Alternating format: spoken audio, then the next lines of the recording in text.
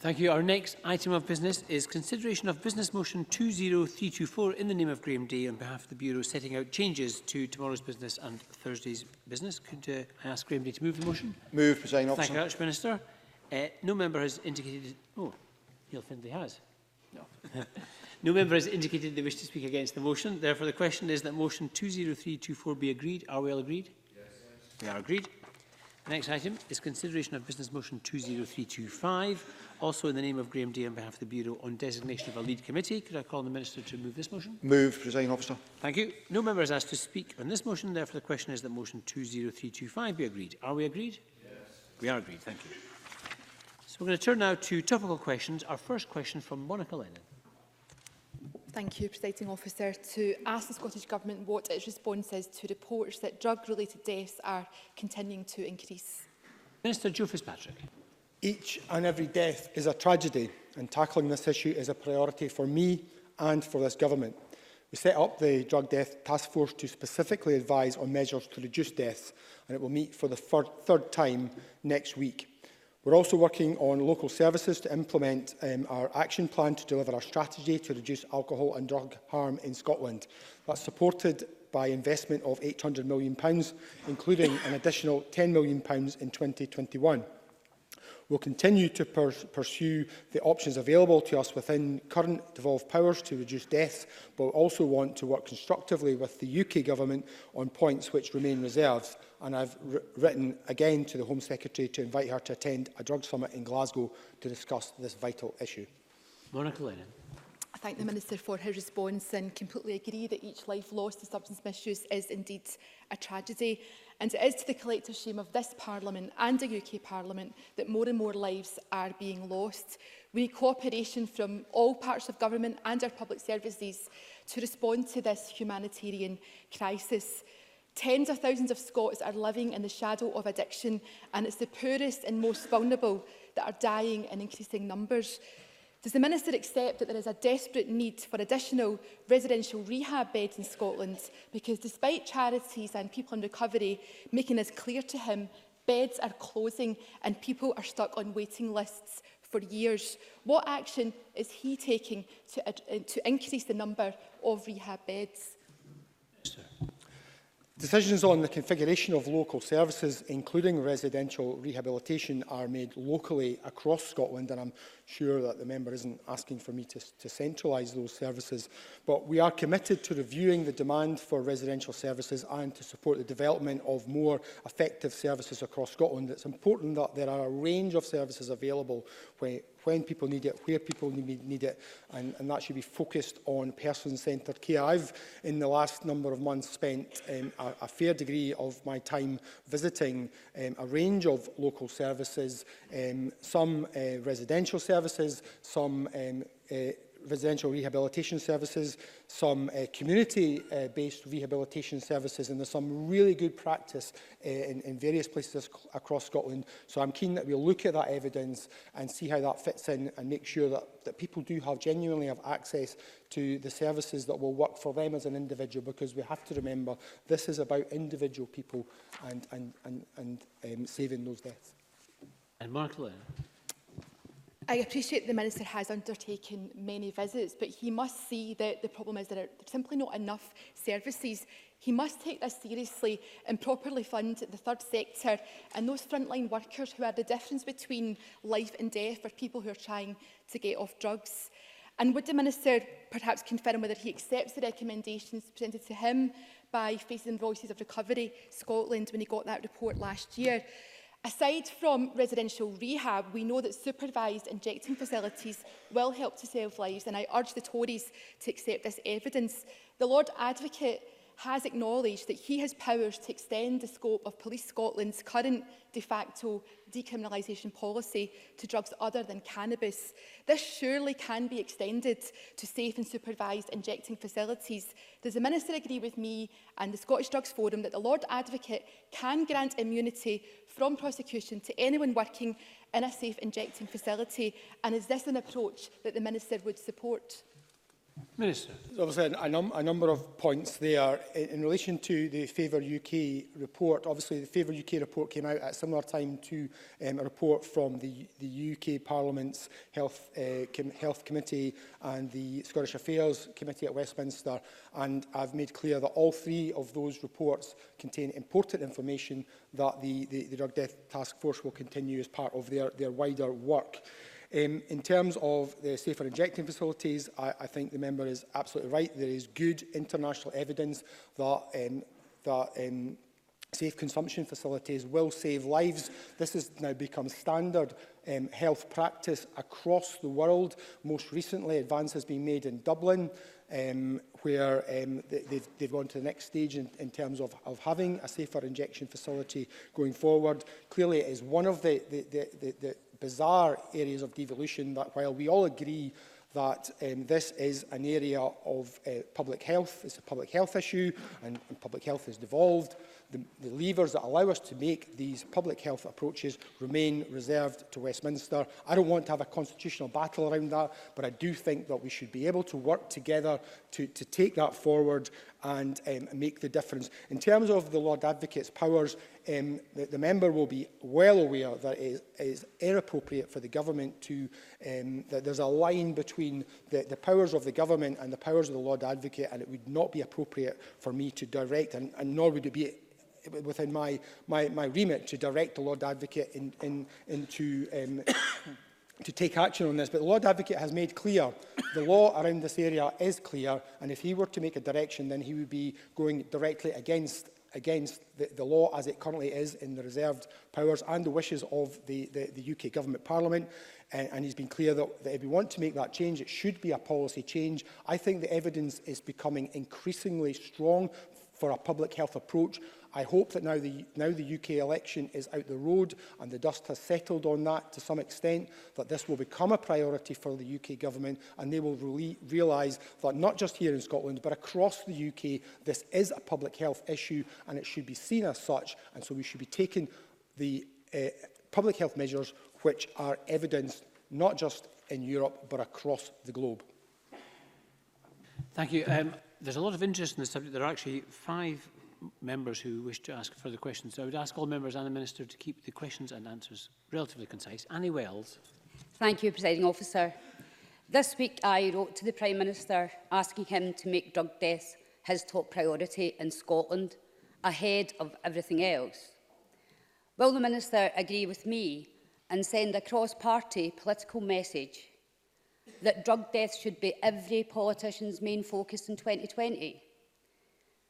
Ahead of our Section 30 order, ahead of Brexit, and ahead of all the other distractions that have stopped us from saving lives. Minister. I would certainly welcome if the Prime Minister were to park Brexit in order for us to focus on this matter. But we live in the real world, and I don't expect the Prime Minister to do that. However, that does not stop the relevant UK ministers to work with us, to work together on this. This does not have to be a constitutional issue. That is why I've written to Priti Patel asking her to work with us on this, to take this forward, to do everything we can jointly to save lives in Scotland and elsewhere across the UK. Shona Robertson to be followed by Lee MacArthur. Given the seriousness and urgency of this issue, will the Minister join with me in welcoming the emerging cross-party consensus calling for the transfer of the necessary powers to effectively tackle this critical issue? And given the high incidences of drug-related deaths in Dundee, will the Minister give serious consideration to ensuring that Dundee is at the forefront of any rollout of new innovative approaches? Minister. I actually very much welcome the growing cross-party support which has emerged for calls on the UK Government to devolve the powers necessary to effectively tackle drug deaths in Scotland. This is a public health issue, and when the Scottish Affairs Committee discussed this, there was cross-party support for a public health approach and for the decisions around that to be made in this Parliament by members across the across the chamber. We absolutely have to tackle this all across Scotland, including in Dundee, as a public health measure. And of course, I'm well aware of the particular efforts that are being made in Dundee and the challenges being faced there. So with the powers to take further action, I think this is one of the areas that we would hope to be able to make significant improvements, and I think Dundee is absolutely will be absolutely at the forefront of that, given the particular circumstances there. Liam MacArthur, to be followed by Miles Briggs. Thanks, President Officer. The Minister referred to the Scottish Affairs Committee report. That committee made clear that the Scottish Government has the power to do more than it is at present. Scottish Liberal Democrats have consistently said that people caught in possession for personal use need treatment, not a prison sentence, especially given 50% of those leaving Addywell tested positive for illegal drugs. So has the Minister examined the pilots in Thames Valley and North Wales, where the police are focused on signing people up for treatment? And will the Scottish Government now end the destructive response of imprisoning people for misusing drugs? Minister. This is absolutely one of the areas of focus of work of Drug Death Task Force. Obviously, we're working with Police Scotland and with the Crown. It's crucial that we've got all the partners around the table in order to take that forward. The member will be well aware of my views on this. I think there's good examples of moving away from a justice-based approach to a public health approach, which have made a difference in other parts of the world. And I think there's good examples for us to do that. Clearly, we need to be able to do it in practice, so I can say that this is an approach we want to do, but we need to see how that works in practice, which is why the Drug Death Task Force, one of the streams of work is specifically looking at that area. So I think we're on the same page. Clearly, we all want to move faster.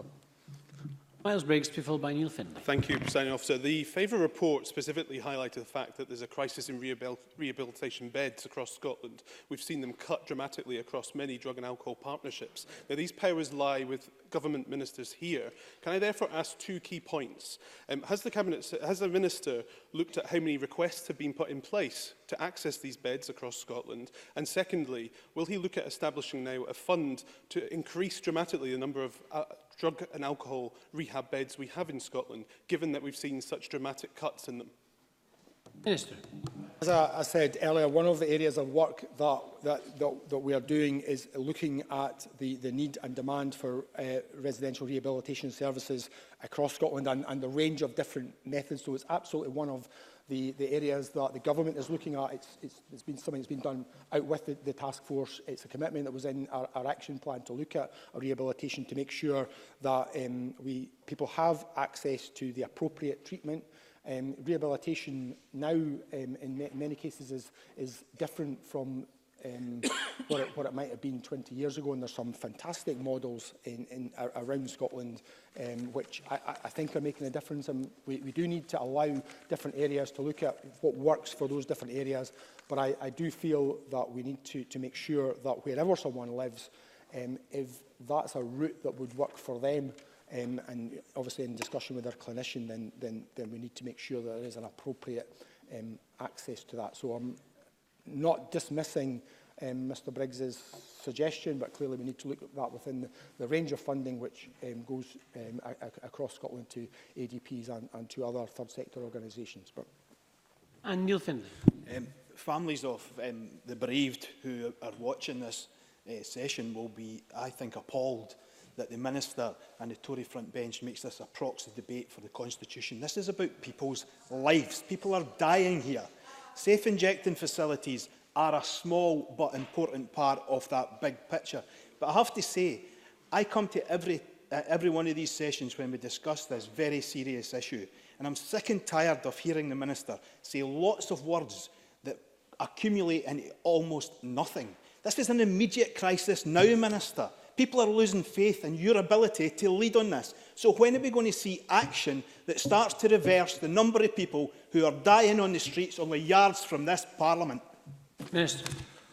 Well, I'm not sure how much time we have, but I can go through a range of issues and actions which the task force have started to take, which I think will will turn things around. One of the big areas of focus is around naloxone. We've done considerable work over the winter months to make sure there was more access to naloxone, particularly to the most vulnerable members of society, those who are perhaps using homeless shelters, and making sure that that crucial life-saving injection is available and at the point of need. So we're doing that work. We're working with the Scottish Ambulance Service to get to the point where not only are they able to administer naloxone, saving a life in an overdose as they currently do, but they can go to the point of also issuing the person who has had the non-fatal overdose with naloxone to take home, in order to make sure that they've got that, given that we know that someone who's had a non-fatal overdose remain at high risk of a further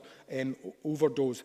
And also, we're also in discussions with Police Scotland around police carriage of naloxone, and I'm hopeful that the availability of naloxone in a nasal spray will help us to move forward in a positive position. I know that we're tight for time, but I'm also aware that the Minister for Parliamentary Business will be bringing forward proposals for a debate in the coming weeks, and that would be a good chance for us to examine these issues and the work of the task force more fully. But you can be absolutely sure, Mr Finlay, that while you'll bang on accusing others of playing whatever games you want to say, this is a priority for me, and I'm certain that everyone else who's spoken today, while we might have differences of opinion on particular aspects, I do not doubt the sincerity of the other members who've asked questions in the chamber today.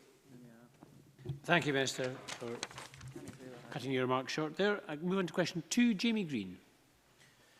To ask the Scottish Government whether it will provide an update on the ferry cancellations that have led to visitors being stranded on the Isle of Arran.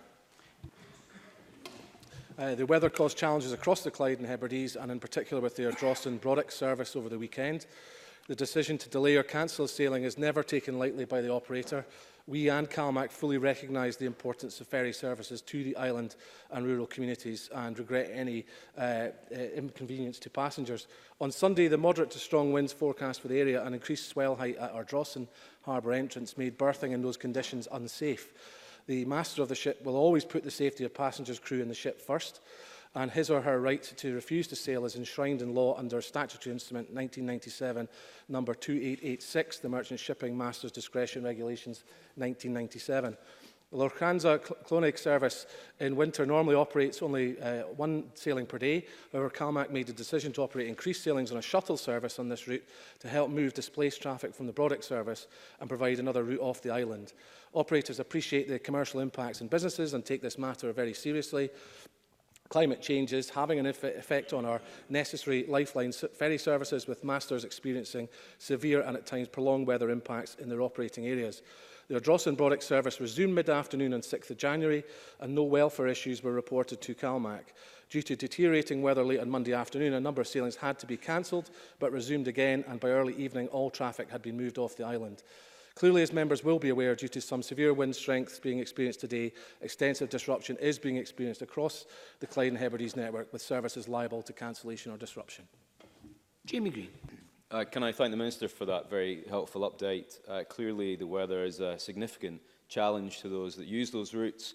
On days like today, we see that no least. It is also important, I think, to pay tribute to those right across Scotland who work in our ferries in those challenging conditions, including the masters of those ships who have to make those difficult decisions at the time. I also accept, as many do who live on islands, that if you choose to live on one of our beautiful islands, there is always the inherent risk that ferries may be cancelled due to weather. But my conversations over the weekend with people living on Arran focus instead, Minister, on their concerns around the overall resilience of the service that they rely on so much.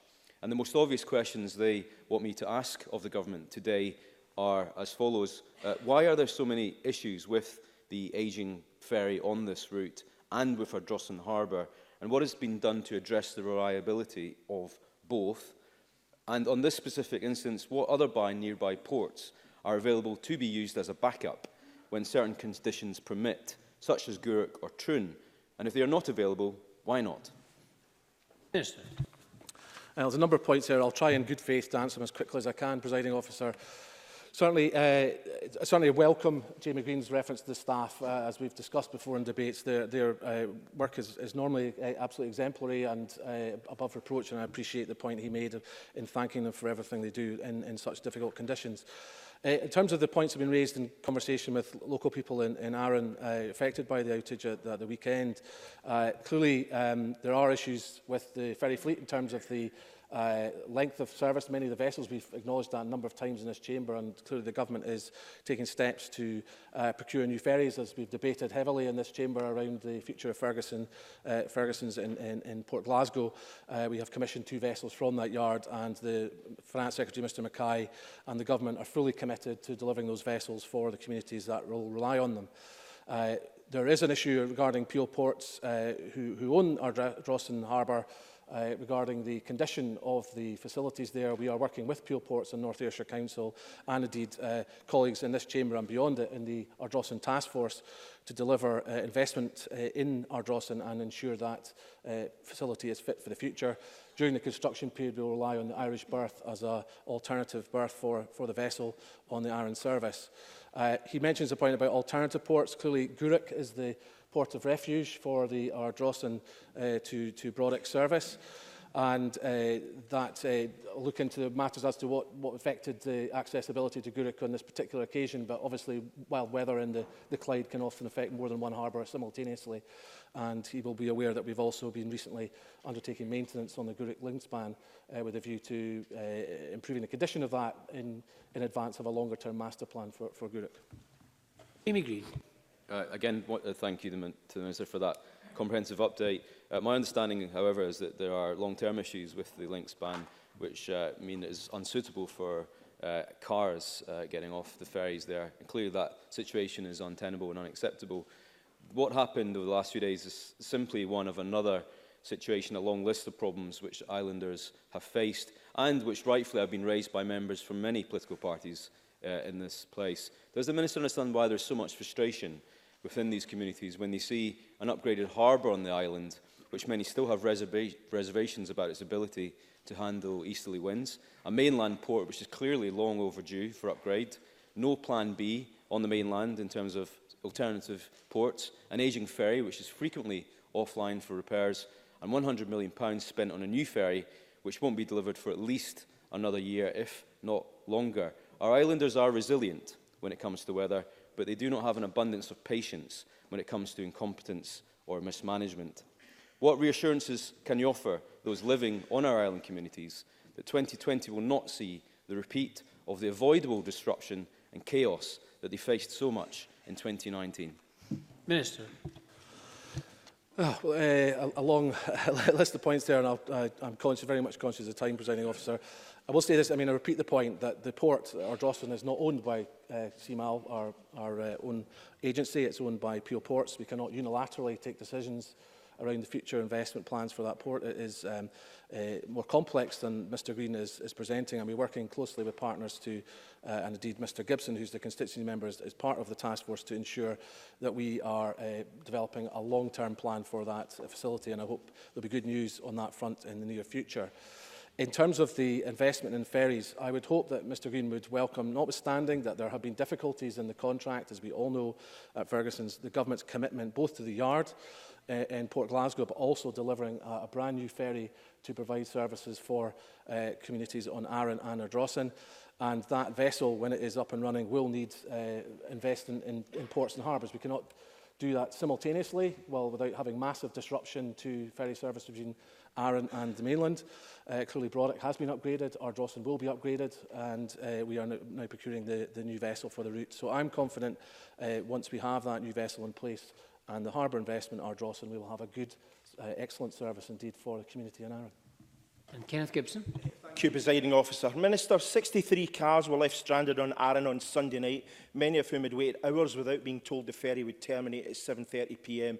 until I contacted CalMag, urging them to inform those waiting, something one would have expected automatically.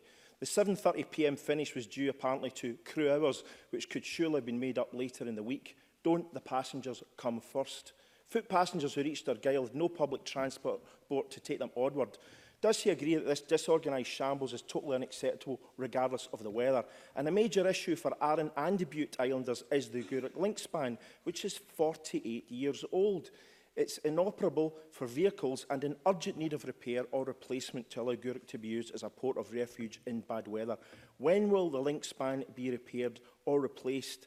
And indeed, when will the government produce a long-term infrastructure and vessel replacement plan over 10 or 15 years so that we actually know what vessels are coming down the line to ensure that we don't have this situation year in, year out as the years progress?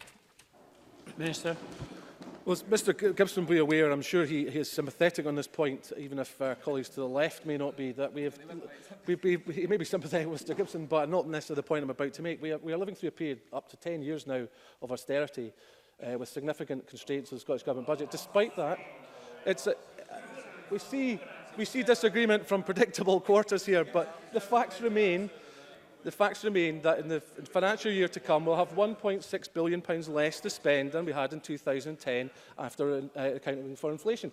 Having said that, we have increased investment in ferries in areas such as RET implementation in the Clyde and Hebrides contract. We've invested over £100 million in harbour facilities. We are committed, as Mr Gibson knows, to investing on our Ardrossan. But he made some specific points around Gourock, as Mr Green has referenced. Just to make this point categorically, over the past few months, CMAL, our agency, has carried out a series of repairs and maintenance to the link span at Gourock to maintain operations. A review is currently being undertaken by a consultant engineer on behalf of CMAL to identify the feasibility of returning the link span to accept vehicle loading capacity. We expect to receive the consultant engineer report later this month, which I appreciate is not immediate, but is relatively soon, and we will take appropriate action thereafter, at which point Transport Scotland, in conjunction with CMAL, will consider the options, and I will commit to giving both Mr Gibson and Mr Green an update on that when we have that information. As Mr Gibson has correctly stated, though, the link span is more than 48 years old now, and CMAL is in discussion with Transport Scotland about finalising a master plan to enable the redevelopment of the Gourock ferry terminal as a whole, to provide updated facilities for the Gourock Dunoon passenger service and to continue its role as a port of refuge for services from Bute and from Arran. So I think I'll commit to keep members informed, the presiding officer, and spare you time just now, but we'll do so as soon as I can. And Neil Bibby. Winter disruption is inevitable, but islanders are warning that they are living with disruption almost every week. Disruption which they believe is damaging Arran's economy and reputation. The Glen Sanics, as we are aware, will not be ready for another 2 years, but Arran needs the government to act now. Since the Transport Scotland's action plan is silent on many of the big issues facing the island, can the Minister tell us when this plan will be updated to include suggestions made by islanders on issues such as the use of ports of refuge? And will he ensure further investment will be there to make ferries and ports more resilient now, in this year, Visit Scotland's Year of Coasts and Waters? Minister. The issue that the member raises fairly around infrastructure investment plan, I think he referenced in his question, is one that is under development. He'll be aware that the National Transport Strategy has been published and that the Strategic Transport Project Review, second Strategic Transport Project Review, is currently underway consultation, which actually ends on Friday. So I would encourage any constituents of members in the chamber who have issues they wish to raise, positive or negative, around ferry infrastructure, to feed that in while they have a chance on the STPR2, because that will inform future government investment decisions in the process. But he makes a number of points. I'll hope to catch up with Mr Bibby on more detail on the points he's raised. But we are investing in the facilities to serve the Arran community, and I want to reassure him on that. Certainly the investment in Brodick is certainly made a difference to the facilities there. And was a considerable investment, over £30 million by the government. We are making investment in vessels and indeed at Ardrossan in partnership with Peel Ports and North Ayrshire Council. So I'll continue to inform him and other colleagues around the details of that. Thank you very much to the Minister and members. Question number 3, John Mason. Thank you, Presiding Officer. To ask the Scottish Government what action it can take in response to reports that ATMs are increasingly charging for taking out cash. Minister Kate Forbes. Well, as a member will know, the regulation of banking services remains a reserved issue. However, I remain very concerned about both the rapid reduction in ATMs and also the increase in charging for use of ATMs. So I'll continue to press regulators, banking providers and the UK Government to ensure that the ability to freely and easily access cash is maintained, particularly for those in our most vulnerable communities. John Mason. I thank the Minister for that answer, which tell us that since January 2015, 403 bank branches have closed in Scotland. That's a reduction of 39%. Also, that between January 2018 and October 2019, Scotland has lost 718 free-to-use ATMs. That's 13%. Some of my constituents find that using cash helps them to budget, and they would rather do that than purely rely on cards, and it help them control their limited finances. If they want to take out £10, the average cost in a pay-to-use machine is £1.45. That is 14% of the money they're taking out. What can she offer, what support can she offer for vulnerable people like that? Minister. Well, I do think it's that the most vulnerable that are suffering from this rapid reduction in free-to-use ATM. I repeatedly urged the UK Government to appoint a regulator with sole responsibility for cash infrastructure, and I'll write once again to the Economic Secretary to the Treasury, emphasising the importance of free access to cash for all. The UK Government can intervene if it wants to. It has chosen not to intervene in a failing market. And it's not just me calling on the UK Government to do more, but it's also organisations like which have made it very clear that the next government, or this government, should step in and protect the UK's ATM network before it's too late. John Mason. Again, I thank the Minister. She did say, if I understood her correctly, that she felt that the UK Government could intervene. But the UK Government is quoted as saying, government cannot reverse the changes in the market. Is she convinced that it is a choice of the UK Government not to intervene, despite the fact they say they cannot? Minister. Without a shadow of a doubt, it is a choice not to intervene, and the UK Government has chosen not to intervene, despite the fact that it's our poorest areas in this country that are suffering most from lack of access to free-to-use cash points. I have written repeatedly to John Glenn, the Economic Secretary to the Treasury, in February, and then later on in March. I've had meetings with Link and the Payment Systems Regulator to express my concerns. There are actions that can be taken. It is a political choice not to intervene. Once again, the UK Government leaves the most vulnerable behind. Dean Lockhart. Thank you, Presiding Officer. A number of stakeholders across Scotland, including the FSB as part of its Transforming Towns Blueprint, have called for the Scottish Government to create multi-use hubs on the High Street, and these would include free-to-use ATMs and mini-bank branches. Can I ask the Minister what steps have been taken by the Scottish Government to introduce multi-use hubs on our High Streets? Minister. Well, I thank the member for that question. And indeed, anything that enables better access to free-to-use ATMs is to be supported. But I think it's important that we make clear that the priority here is to ensure that people can access cash. In countries like Sweden, for example, which is seen as one of the most cashless societies, again, there is an intervention there in encouraging people to continue to use cash. And the problem here is that when hubs are being used as though they provide the same services as ATMs, but don't, then people are being left behind. But of course, accessing cash through the post office, for example, is another means of providing that access. The key, though, is that it's free to use, and it's not just a cover-up and a pretence that it is free to use when in actual fact it's not.